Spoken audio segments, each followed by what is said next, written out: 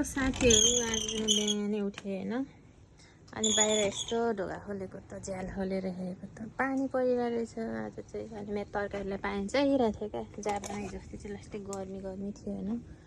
अनि कस्तो राम्रो भएको क्या पानी परेर होइन। हरियो हरियो माथि हरियो रहेछ। के रोपेको छु भनेर चाहिँ हेर्नु है त। मेरो सानो यो करेसा बारीमा फर्स्टमा चाहिँ म यसकैबाट यो कस्तो दामी फुलेको छु क्या, यहीबाट देखाउँछु होइन। यस्तो कैडाहरू लगाइराख। अनि यो चाहिँ मेथीको सागै, कोही मनपर्छ मेथीको साग। यहाँ पनि मेथी, अनि अब फर्सी, यो सिमीहरू होइन। यतिनीहरू सबै सिमी हुन्। अनि यो चाहिँ यो के रायोको साग बिरुवा बनाउँदैछु होइन, यता खाली ठाउँमा रोप्नको लागि।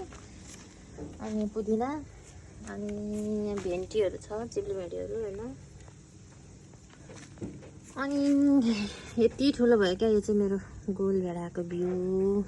यत्रो सानो ल्याएको थियो, यति ठुलो भइसक्यो, फल्न पनि थालिसक्यो। छिटो फल्न, खान मन लागिसक्यो तिमीलाई। अनि यो चाहिँ प्याजको पात, प्याज गाडेर उम्रिराख। यो भेन्टा, यहाँ चाहिँ रायोको साग खाली ठाउँमा चाहिँ होइन, सानो सानो रायोको साग सारिदिएको। यो चाहिँ अलिक सार्ने बेला भएको रहन्छ क्या, मर्न थाल्यो। यो चाहिँ ठिकै छ। यहाँ चाहिँ मैले खै के को बिउ, खुर्सानीको बिउ छरेको छु। अनि यहाँ पनि उम्रिराख। यस्तो धेरै कहाँ सार्ने होला, यति धेरै छ। कसलाई चाहिएको भन्नु होला, दिन्छु। अनि यहाँ चाहिँ सिमी है, कस्तो राम्रो भएको क्या, वाउ। अनि रोजमेरी भइगयो होइन। अनि यस्तो धेरै थरीको साग छ यहाँ चाहिँ, पालुङ्गे, तोरी, अनि मेथी, बेथु, अनि करेला होइन।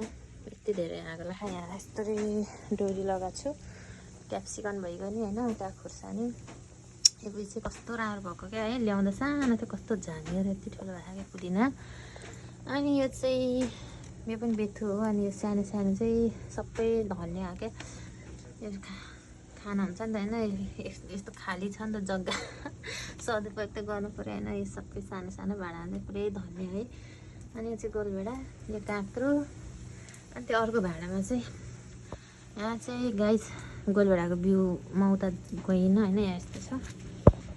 त्यो चाहिँ गोलभेडाको बिउ उम्रिँदैछ होइन, अर्को लटको। अनि यो बेथु भइगयो। अनि यहाँ धनिया पनि छ, यस्तो राम्रो भइरहेको। अब बिस्तारै खाने टाइम हुन्छ। अनि चिप्ली भेडी त्यताउता छेउको चाहिँ यति नै हो गाइज होइन। अब के गर्नु, सानो ठाउँको भयो भने सदुपयोग गर्नु पऱ्यो।